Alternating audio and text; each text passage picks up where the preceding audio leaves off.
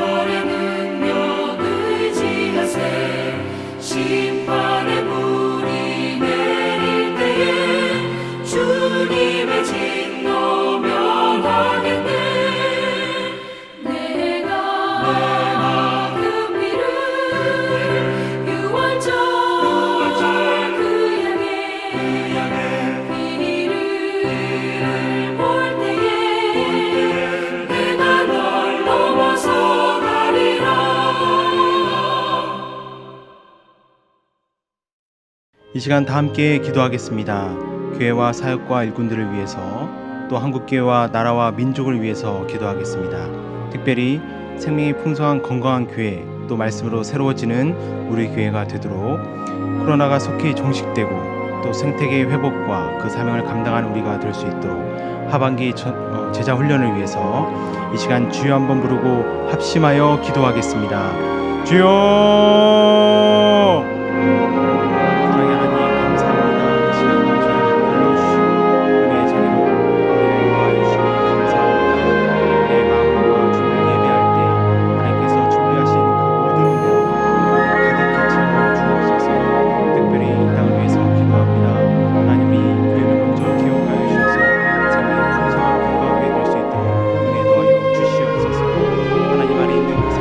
우리 안에 될 수 있도록 도와주시고 이 땅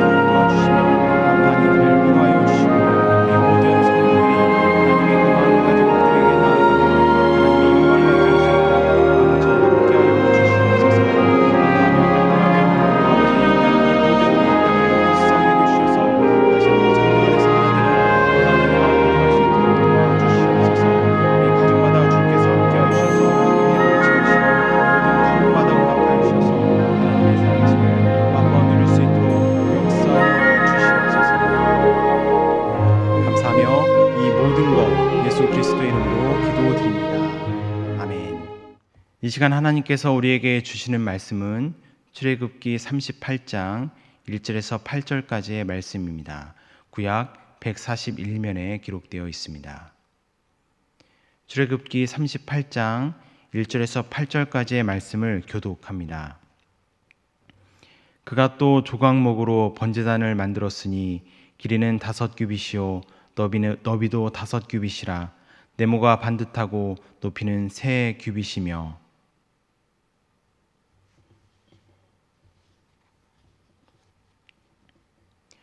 제단의 모든 기구 곧 통과 부삽과 대야와 고기 갈고리와 불 옮기는 그릇을 다 노스로 만들고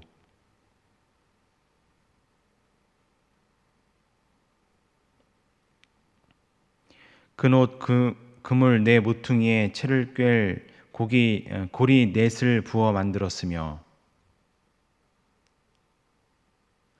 제단 양쪽 고리에 그 채를 끼어 매게 하였으며 제단은 널판으로 속이 비게 만들었더라. 함께 읽겠습니다. 그가 놋으로 물두멍을 만들고 그 받침도 놋으로 하였으니 곧 회막문에서 수종드는 여인들의 거울로 만들었더라. 아멘. 어제 우리는 성수의 내전을 살펴보았습니다. 오늘은 성수의 외전을 살펴보겠습니다.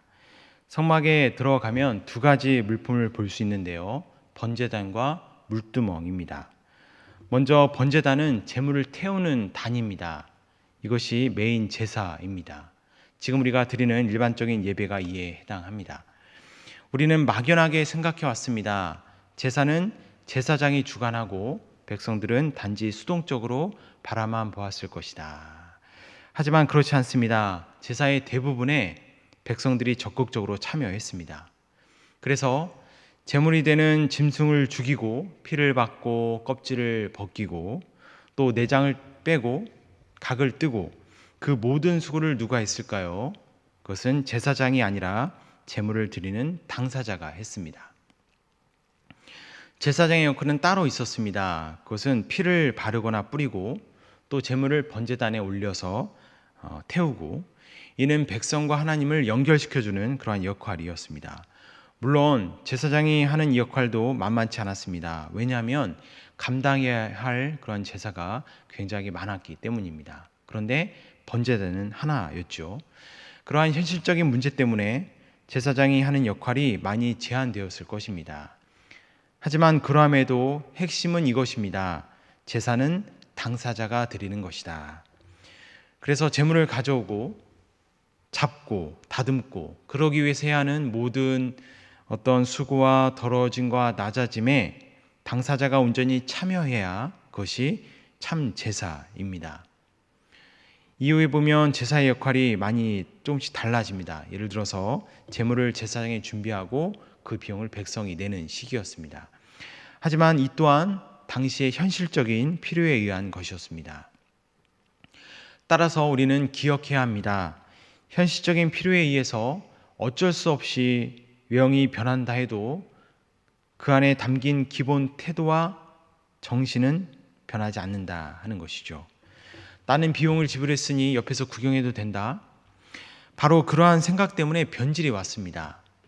외형이 바뀌었다고 해서 본질까지 내려놓으니 변질이 오게 되는 것입니다. 오늘날에도 예배의 형태가 많이 바뀌었죠. 그래서 내가 편하게 앉아 있어도 예식으로 드려진 예배는 아무런 문제 없이 잘 드려집니다. 하지만 그 안에 내 진심과 또 수고와 낮아짐이 담기지 않는다면 그것은 내가 예배를 드리지 않는 것입니다. 하나님이 설령 그 예배를 받으셔도 나는 받지 않으시죠. 여러분, 형태라는 것은 계속해서 바뀌어 갑니다. 여러분 혹시 아십니까? 오늘날 우리 교회 건물에 담긴 비밀을 지금의 형태는 가장 경건해 보여서 그렇게 지어진 것이 아니라 중세시대에 가장 대중적인 건물의 형태를 따라 지은 것입니다. 또 여러분 아십니까? 우리가 부르는 찬송가에 담긴 비밀을 수많은 찬송가의 곡들이 원래부터 찬송가를 위해서 작곡된 것이 아닙니다. 반대로 중세시대의 가장 대중적인, 지금으로 치면 가요에 해당할 텐데요. 그러한 곡들을 차용한 것입니다. 그런데도 우리가 형태의 목숨을 걸고 틀과 모양 때문에 서로를 정죄한다면 하나님의 마음이 얼마나 안타깝겠습니까? 핵심은 예배의 정신입니다. 변해가는 외형에 집착하는 것이 아니라 영원히 변하지 않는 본질에 집중하는 것이죠.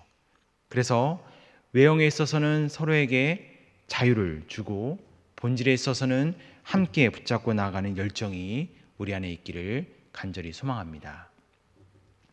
다음으로 물두멍입니다. 물두멍은 제사장들이 성소에 들어가기 위해서 손과 발을 씻던 그러한 곳이었습니다. 오늘 본문 8절을 보시면 의미 있는 말씀을 하고 있는데요. 그것은 이 물두멍을 회막문에서 수종드는 그러한 여인들의 거울로 만들었다 하는 말씀입니다. 여러분, 이것이 어떤 의미일까요? 회막문에서 수종드는 여인이라 함은 지금으로 치면 예배 안내위원회에 해당합니다. 성도들이 교회에 오면 안내를 받죠. 그래서 안내하는 사람들은 사람들을 환대하기 위해서 단장을 합니다. 그런데 모든 거울을 거둬갔다고 상상해 보십시오. 화장실에 있는 거울도 볼 수 없습니다. 그렇다면 어떤 일이 벌어지겠습니까? 더 이상 외모에 신경 쓸 수 없게 됩니다. 물론 서로가 서로를 보아줄 수는 있습니다. 화장이 잘 되었는지, 혹시 얼굴에 뭐가 묻지는 않았는지.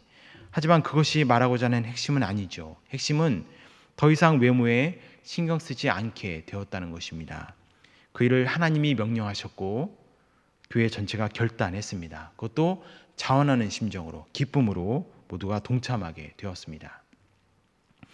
이제는 물두멍이 놋거울의 역할을 하게 되었습니다. 물두멍에 새롭게 비치는 자신의 모습을 보게 됩니다. 그전에는 자신의 외모만 신경 썼습니다. 또 서로의 외모에 신경 쓰면서 판단하기에 바빴습니다. 하지만 이제 물두멍에 손과 발을 씻습니다.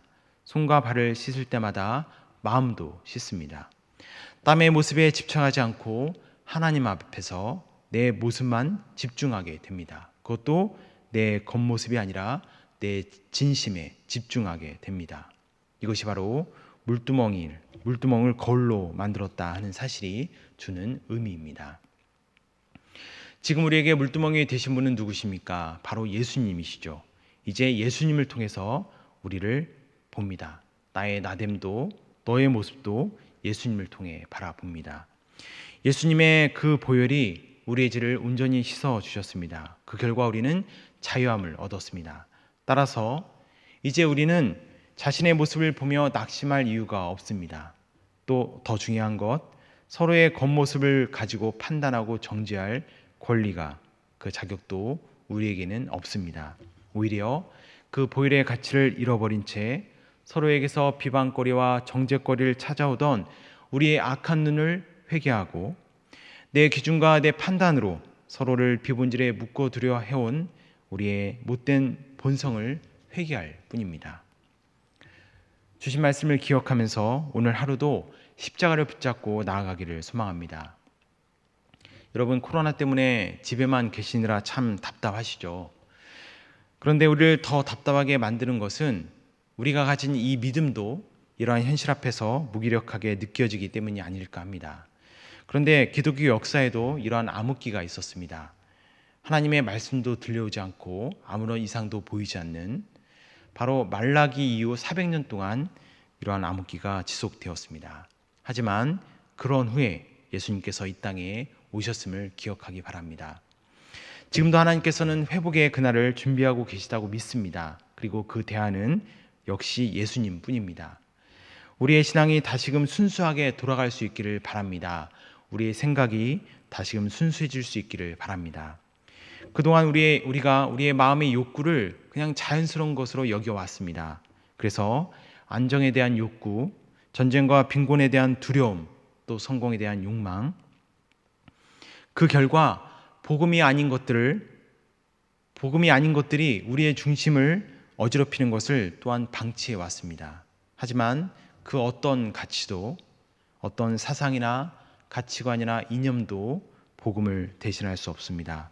우리에게 나와 너와 또 세상을 바라보는 유일한 가치관은 십자가 복음뿐입니다. 그래서 내 육심으로 붙잡아온 그 모든 것들을 내려놓고 다시금 순수하게 십자가만을 붙잡을 수 있기를 바랍니다. 오늘도 그렇게 나아가는 가운데 하루를 승리하시고 예수님의 삶과 인격을 닮아가는 우리 모두가 될 수 있기를 간절히 소망합니다.